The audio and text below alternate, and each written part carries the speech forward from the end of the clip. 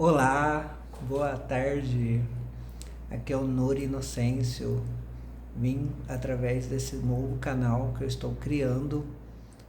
Alguns me conhecem por um outro canal que eu tinha de bolos do Nori, mas hoje é um assunto que não tem nada a ver com bolos, tem a ver com sonhos, tem a ver com realizações, com transformações e transformações que eu fiz na minha vida ao longo dos anos, algumas conscientes, algumas inconscientes, e que hoje, fazendo um resumo da minha vida, sou muito grato e, e eu gostaria de compartilhar porque eu senti o desejo de não guardar isso só para mim.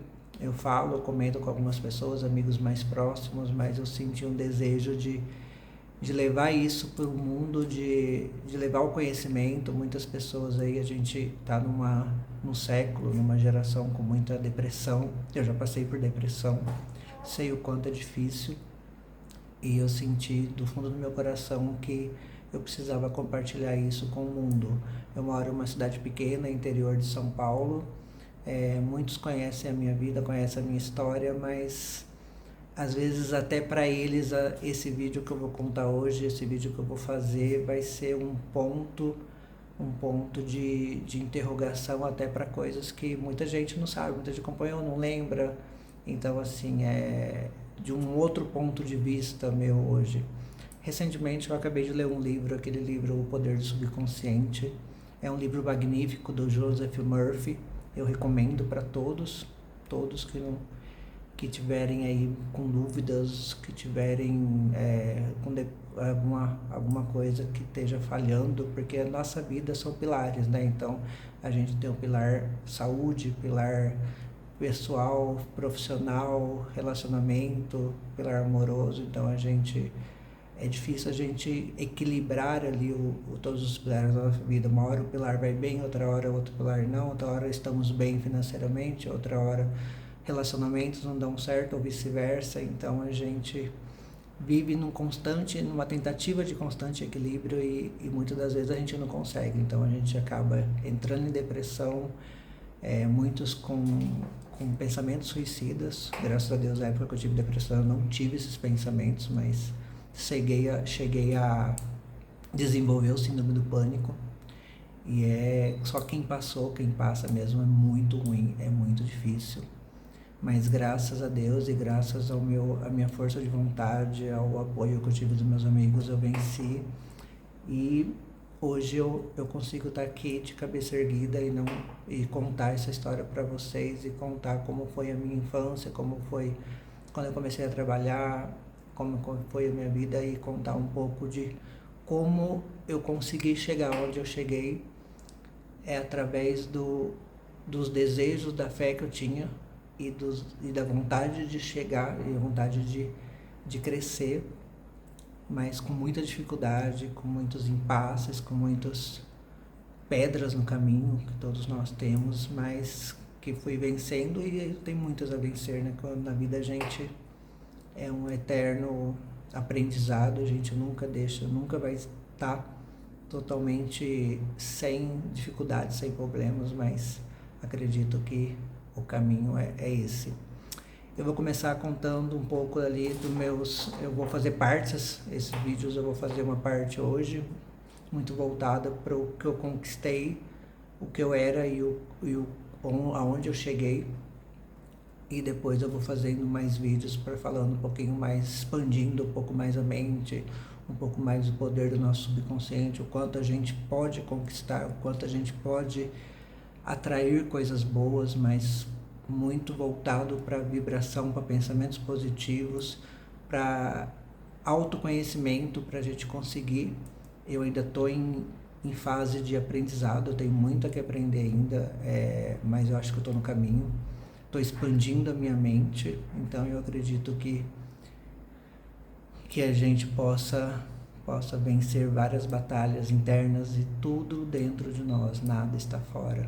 É o que aconteceu muito comigo, eu buscava muito fora.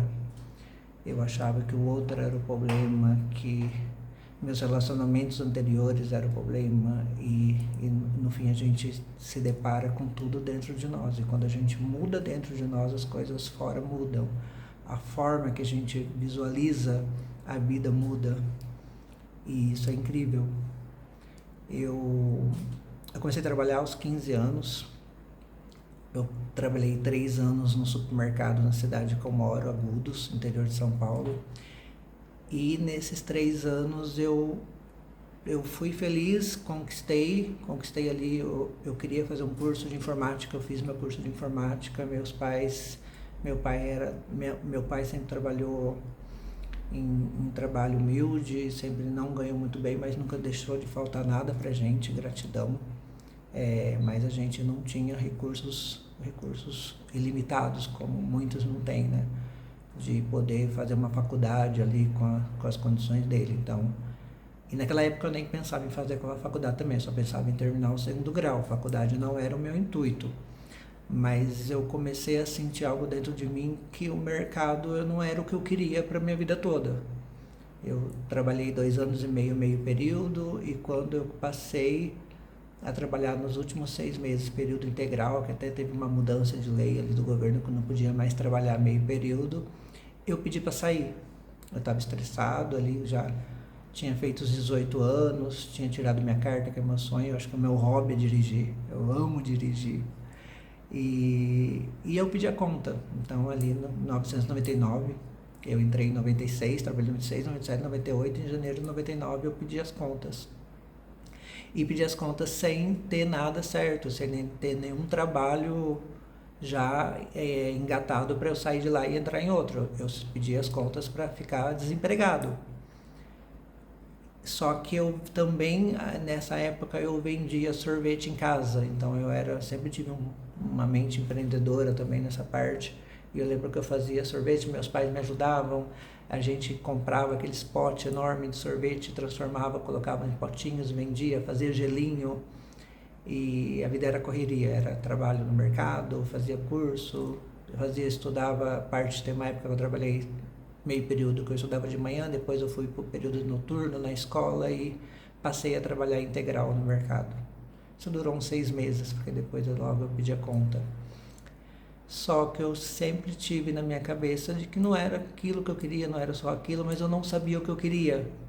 Eu só estava numa insatisfação ali, numa gratidão por eu ter conseguido, eu arrumei um trabalho, mas ao mesmo tempo uma gratidão, uma insatisfação, desculpa, que me movia ali a não quero mais, e sair. Tomei a decisão em sair, isso em janeiro de 99, e eu fiquei até setembro do mesmo ano desempregado, e foram meses difíceis, foram meses que eu tinha ali os abedas do sorvetinho, mas foram momentos muito, muito dolorosos. Eu entrei em depressão, eu saí a entregar currículo. Naquela época a gente entregava muito currículo impresso.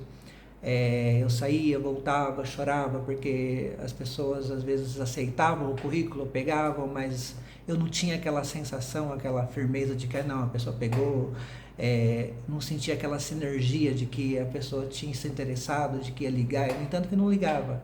Eu entreguei N currículos, entreguei numa cidade próxima, aqui em Bauru, entreguei Lençóis, eu saí entregando.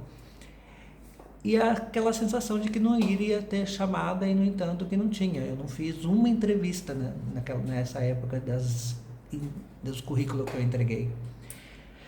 E aí meu pai tinha muito forte a questão da Ambev, da Brahma, né? Naquela época era a antiga Brahma. E tenho 2 irmãos que trabalharam lá como próprios, o irmão como terceiro, então eu já tinha um histórico familiar ali da Brahma.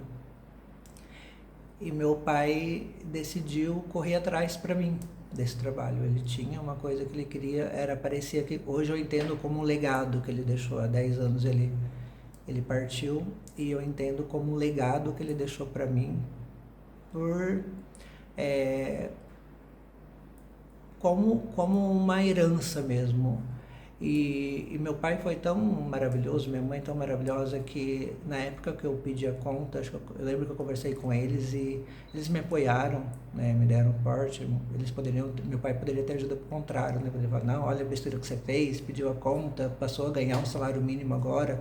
Naquela época era R$281, eu lembro quando foi o salário mínimo para 281, então.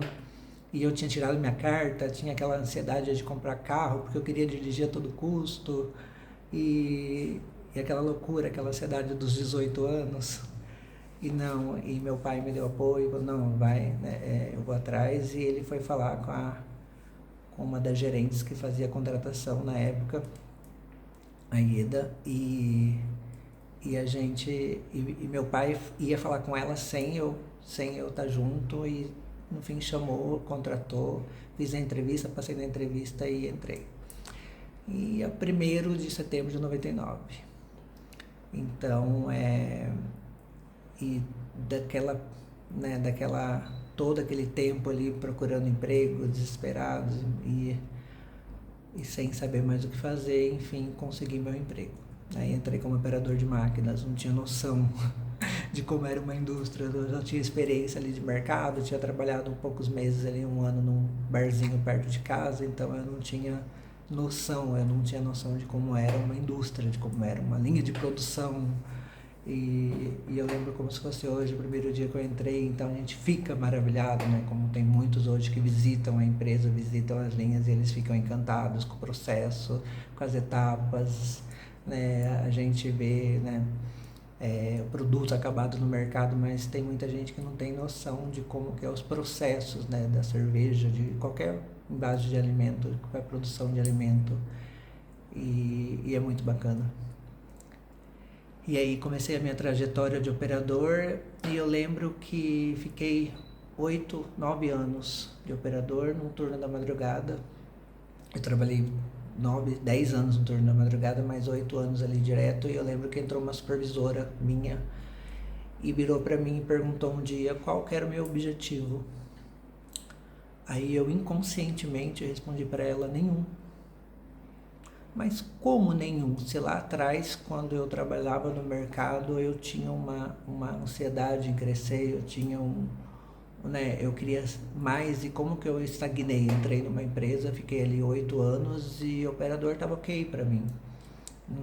Já tinha terminado o 2º grau, não tinha ingressado numa faculdade. Faculdade para mim era como um bicho de 7 cabeças. Aí falava, não vou conseguir fazer TCC, apresentação, então é muito, assim, na minha cabeça era muito difícil, mas isso na minha cabeça consciente, mas o meu inconsciente queria outra coisa. E aí ela começou a me dar um trabalho lá de gestão, comecei a fazer e comecei a me destacar, comecei a me desenvolver e vim até em alguns momentos durante o dia, participava de auditorias e voltava para a noite. E aí eu tive uma supervisora. Em 2010 eu passei para o período diurno definitivo.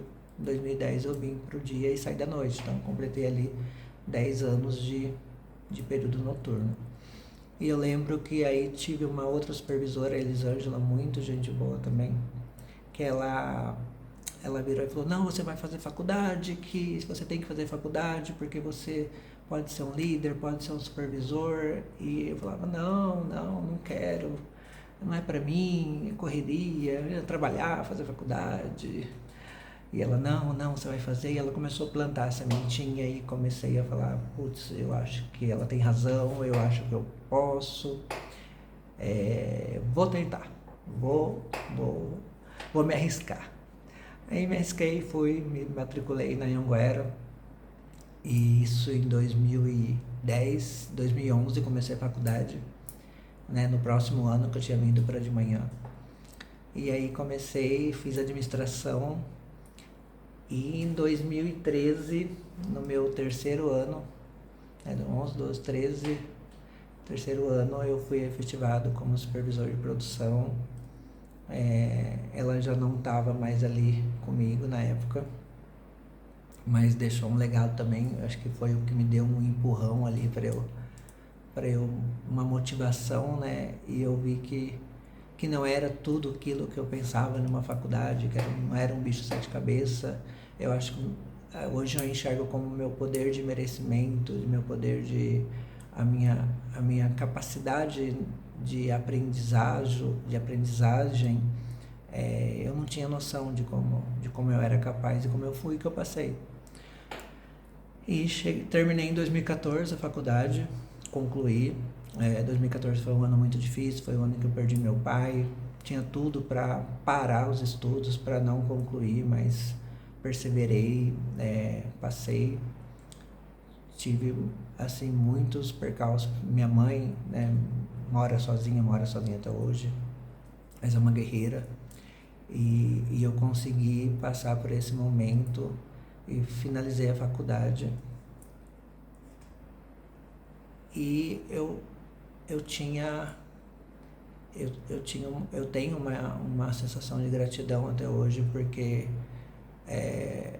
sempre ali inconscientemente os impulsos, e eu não entendia, e depois que eu li esse livro e tenho assistido vários audiobooks, agora eu estou assistindo o audiobook do Segredo, do filme O Segredo,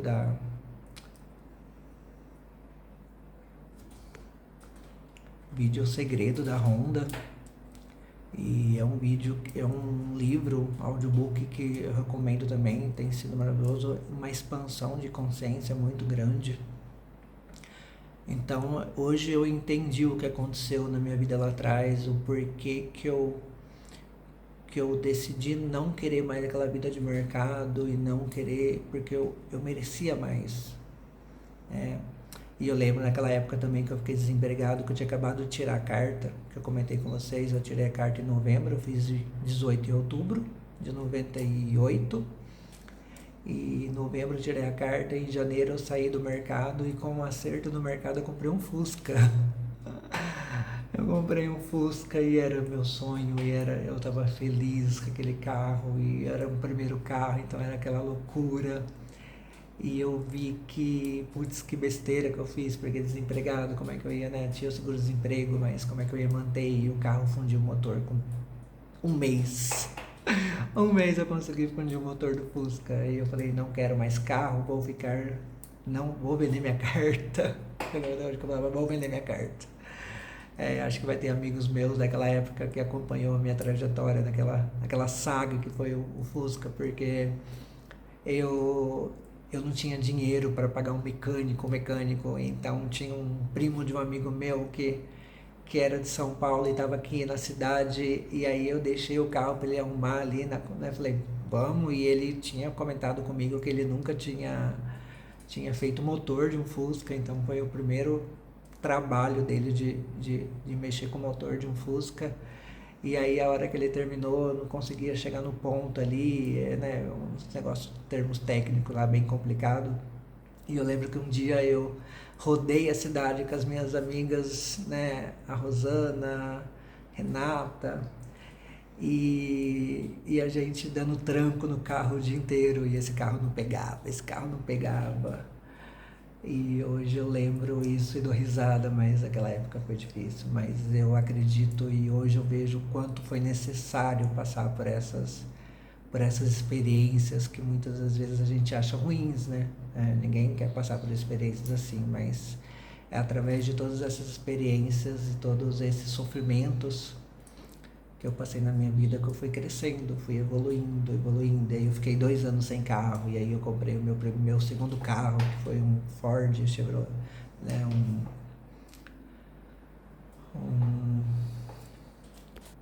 um Escort, eu lembrei agora, deu um branco no nome do carro. E eu lembro que eu fiquei feliz quando eu comprei, porque eu juntei o dinheiro trabalhando à noite, 2 anos, e comprei o carro. E aí no primeiro evento, que acho que eu tive um casamento em Bauru, o carro parou no meio da pista. E aí agora que eu não tinha experiência nenhuma também com carro, e aí era só uma molinha que tinha saído lá do acelerador, e depois acabamos descobrindo que era na pista. Acho que teve ajuda, se eu não me engano, e a gente tocou, mas... E aí de lá pra cá eu sempre fui desenvolvendo. Eu acho assim, acho que cada um na vida tem uma coisa tem um significado. Então carro pra mim é uma coisa que eu gosto de estar inovando, gosto de estar trocando, porque é uma coisa que é desde criança, desde quando me conheço por gente, ali antes dos 18 anos, na tirar carta. Eu lembro que eu enchi o saco do meu irmão para ele me ensinar a dirigir. Eu queria muito, né, que ele me ensinasse a dirigir, ele não tinha muita paciência. Aí os amigos dele às vezes ensinavam, e era a minha paixão, era dirigir. Então eu acho que eu associo essa questão de carros como uma paixão, né? Como muita gente tem paixões por, né, por carro de corrida, de fazer aventuras, né? Mais aventureiro. Eu não sou esse perfil aventureiro, mas eu adoro, é um hobby dirigir. E fui fazendo várias trocas, eu cheguei no meu sonho agora de comprar um carro que eu sempre sonhei, aí há uns 6, 7 anos, desde uns 6, 7 anos atrás. Mas a mensagem que eu quero deixar aqui hoje é: não desista nunca. O poder de alcance, o poder de atingir o seu objetivo só depende de você. É difícil a gente passar pelas dificuldades, é difícil a gente acreditar, ter fé. Em nenhum momento eu deixei de ter fé, de acreditar. Mas persistam porque vale a pena. E não deixa pensamentos negativos vir à cabeça, não deixa os sabotadores dominarem as suas mentes, porque se a gente fraquejar, a gente não alcança, a gente não sai do lugar.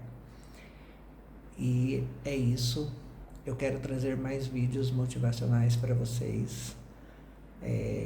A gente vai falando mais sobre expansão da mente. Eu vou trazer alguns trechos, mas eu quero deixar uma mensagem hoje que é libertador, que eu acho que é um exercício que vocês podem não acreditar agora, mas se vocês fizerem todo dia, vocês ao acordarem, vocês fizerem afirmações positivas, dizendo essas 3 frases: eu tenho tudo, nada me falta e eu sou uma pessoa plena. Mesmo você que não tem, mesmo você que não alcançou seu objetivo, sinta como tendo. Eu acho que o maior segredo da nossa vida é a gente sentir para depois ter. As pessoas, eu já fui muito assim, a gente tem muito naquela questão de ter, né? Eu tenho que ter, primeiro ter, mas você tem que ser. É uma grande diferença entre ter e ser. Você é abundante, você vai atrair abundância para sua vida. Você é saúde, ser saudável, você vai trazer saúde para sua vida, curas de alguma doença. E hoje em dia é muito natural a gente desenvolver várias doenças, até pelo nosso estresse, nossa correria, e a gente não tem noção de como a gente adoece o nosso corpo através dos nossos pensamentos. Nossos pensamentos são o combustível para tudo que rege o nosso corpo é através do nosso pensamento. A gente tem 95% de mente consciente, inconsciente e 5% consciente. E esses 95% inconsciente transforma o mundo que a gente vive, a gente adquire. Mas se você começar a expandir a mente para ter acesso a essas informações. Nos próximos vídeos eu quero trazer trechos, exemplos de como a gente acessa, de como a gente consegue atingir essa expansão que eu estou em fase de atingimento e está sendo maravilhoso. Acho que hoje é isso. Eu não quero fazer um vídeo muito longo, mesmo porque para não ficar um vídeo cansativo, a gente vai dividindo os assuntos. E eu fico por aqui, o meu forte abraço. E é isso. Até o próximo vídeo. Tchau, tchau.